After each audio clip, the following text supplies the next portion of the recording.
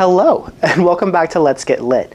In today's episode, we're going to be going over Part 2, Chapter 6 of George Orwell's classic, 1984. Again, this story is really getting good, kind of graphic, but let's continue on and see how the story is going to end, shall we? This chapter starts out with Winston telling the reader it finally happened. The expected message had finally come in all of his life. He seemed to be waiting for this to happen. He tells the reader that as he's walking down a long corridor at the ministry, almost even in the exact spot where Julia had slipped him the note in his hand, he was aware that someone larger than himself was walking behind him. The person gave a small cough as a prelude to speaking, and Winston stopped abruptly and turned.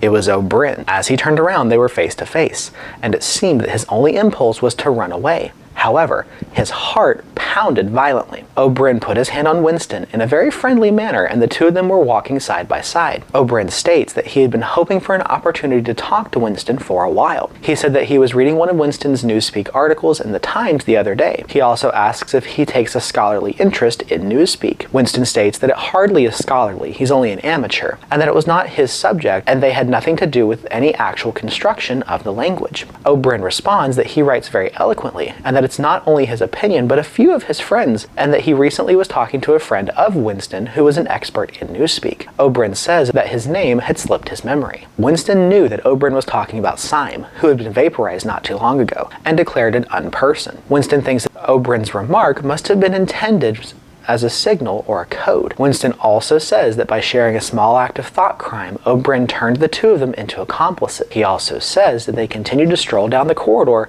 but now O'Brien had roughly stopped. O'Brien readjusts his spectacles and states that he had really intended to say that in Winston's article, he noticed that Winston used two words which had now become obsolete.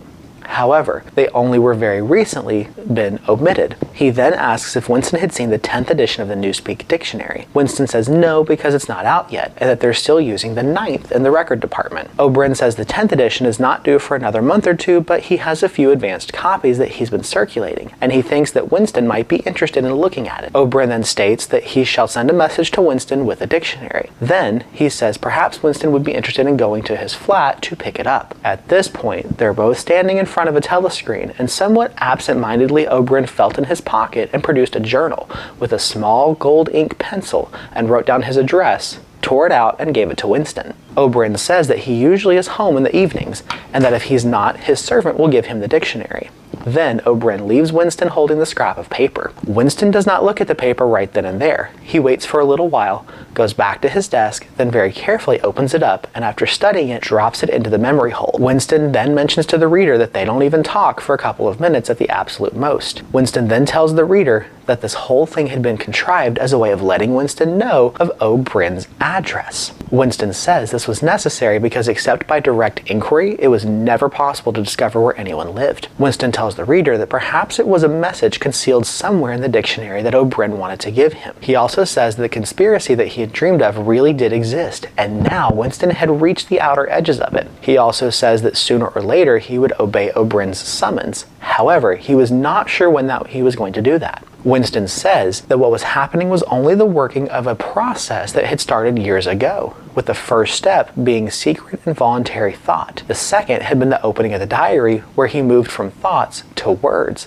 and now he's moving from words to actions. The last step was something that would happen in the Ministry of Love, and he had accepted it. He says the end was contained in the beginning. Winston notes that even as he was speaking to O'Brien, the meaning of the words were sinking in, and the chilly, shuddering feeling Winston states that he felt as the sensation of stepping into a damp grave. Winston also says that he always knew the grave was there, and it was waiting for him. This is where Part 2, Chapter 6 ends. I hope you guys enjoyed this short chapter. Please join us in the next video as we go over Chapter 7. Have a great rest of your day. Please remember to like, share, and subscribe. And as always, stay lit.